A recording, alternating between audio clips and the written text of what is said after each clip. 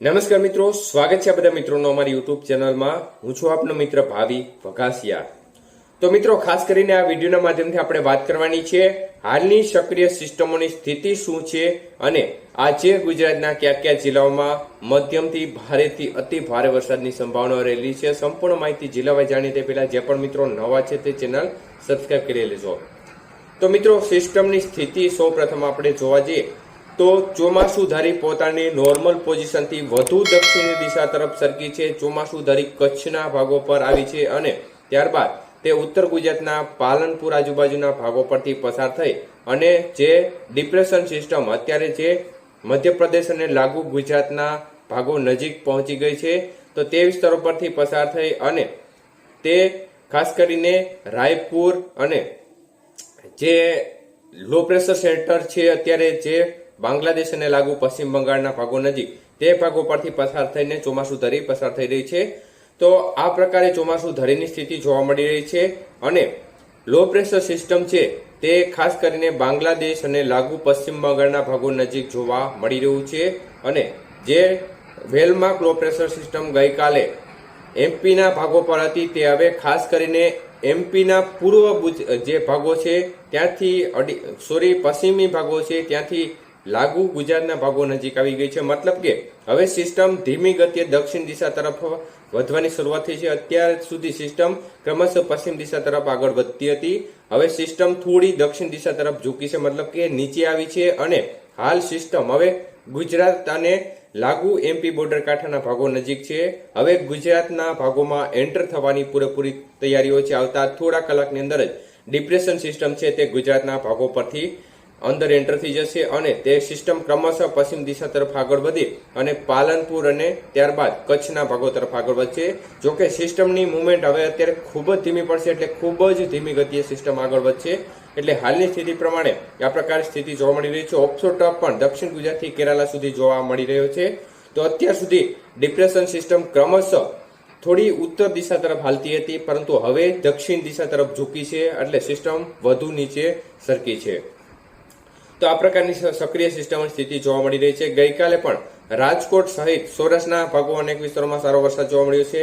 તો દક્ષિણ ગુજરાતના ભાગો, મધ્ય પૂર્વ ગુજરાત, ઉત્તર ગુજરાતના ભાગો અને કચ્છના ભાગોમાં પણ છૂટો છવાયો ઘણા વિસ્તારોમાં સારામાં સારો વરસાદ જોવા મળ્યો છે। સૌરાષ્ટ્રમાં રાજકોટ સુરેન્દ્રનગર જિલ્લો છે તેમાં ભારે વરસાદ ગઈકાલે જોવા મળ્યો હતો।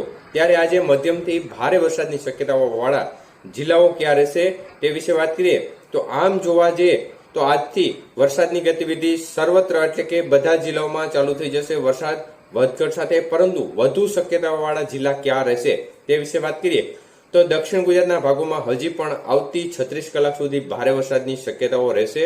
એટલે તમામ જિલ્લા છે દક્ષિણ ગુજરાતના, જેમાં ભરૂચ, સુરત, વાપી, વલસાડ, દમણ, દાદરા નગર હવેલી, તાપી, નર્મદા, ડાંગ સહિતના ભાગો છે તેમાં હળવો મધ્યમ અને અમુક વિસ્તારમાં ભારે અને સીમિત વિસ્તારમાં અતિ ભારે વરસાદની સંભાવના રહે।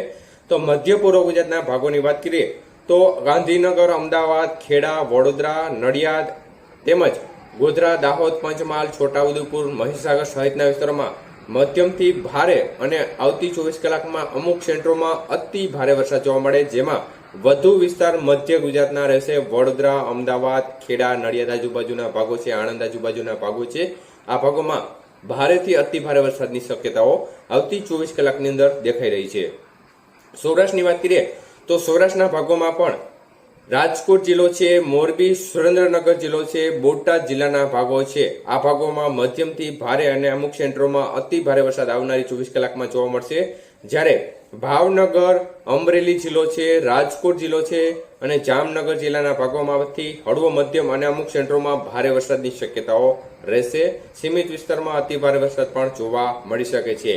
તો ગીર સોમનાથ, જૂનાગઢ, દ્વારકા અને પોરબંદર જિલ્લાના ભાગો છે તેમાં પણ હળવો મધ્યમ વરસાદ આવનારી 24 કલાકની અંદર ચાલુ થઈ જશે ઘણા ખરા વિસ્તારોમાં અને અમુક સેન્ટરોમાં ભારે વરસાદ પણ જોવા મળશે। આ સેન્ટરોમાં પણ આવતી 24 કલાકની અંદર આ વિસ્તારમાં વરસાદની ગતિવિધિ 24 કલાક બાદ પણ ચાલુ રહેશે, કારણ કે સિસ્ટમ ધીમી ગતિએ જેમ આગળ વધશે તેમ તેમ હવે વરસાદની ગતિવિધિ સૌરાષ્ટ્રના જે બીજા ભાગો છે તેમાં પણ વધી જશે। ઉત્તર ગુજરાતના ભાગોની વાત કરીએ તો ઉત્તર ગુજરાતના ભાગોમાં પણ સારી શક્યતાઓ રહેશે અને બનાસકાંઠા, સાબરકાંઠા, મોડાસા, અરવલ્લી, પાટણ સાઈડના વિસ્તારો છે, સિદ્ધપુર આજુબાજુના વિસ્તારો છે તેમાં પણ ઝાપટાથી હળવો મધ્યમ વરસાદ સીમિત વિસ્તારમાં ભારે વરસાદની શક્યતાઓ રહેશે। કચ્છના ભાગોમાં પણ છૂટી છવાઈ વરસાદની ગતિવિધિ આજે પણ ચાલુ રહેશે તમામ જિલ્લાઓમાં. એટલે કચ્છના ભાગોમાં પણ રાપર, ભચાઉ, ગાંધીધામ, મુન્દ્રા, ખાવડા, ભુજ આજુબાજુના ભાગો છે તેમાં વધુ શક્યતાઓ રહેશે. બાકીના ભાગોમાં પણ આવતીકાલથી વરસાદની ગતિવિધિ જેમ સિસ્ટમ આગળ વધશે તેમ તેમાં પણ વધવાની સંભાવનાઓ રહેલી છે.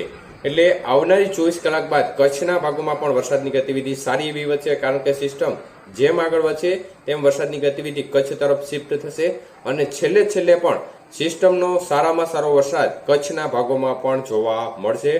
અને સૌરાષ્ટ્ર સહિત જે કચ્છના ભાગોમાં હજી વરસાદની ગતિવિધિ ઓછી છે તે વિસ્તારોમાં પણ સારામાં સારો વરસાદ આવી જશે, કારણ કે અત્યારે સિસ્ટમની મુવમેન્ટ છે તે ખૂબ જ ધીમી ગતિ આગળ વધી રહી છે. કલાકની અત્યારની સિસ્ટમની ઝડપ છે તે માત્ર 6 કિલોમીટરની છે. 6 કિલોમીટર આગળ ચાલી રહી છે કલાક. એટલે કે અત્યારે જે સિસ્ટમની ચાલવાની ગતિ છે તે ધીમી પડી ગઈ છે, જે આપણા માટે સારી વાત ગણી શકાય, કારણ કે જેમ સિસ્ટમ વધારે ધીમી ચાલે તેટલો સમયગાળો આપણને વરસાદના વિસ્તારો અને વરસાદનો જે સમયગાળો છે તેમાં વધુ મળે, વરસાદના દિવસો આપણને વધુ મળી શકે છે.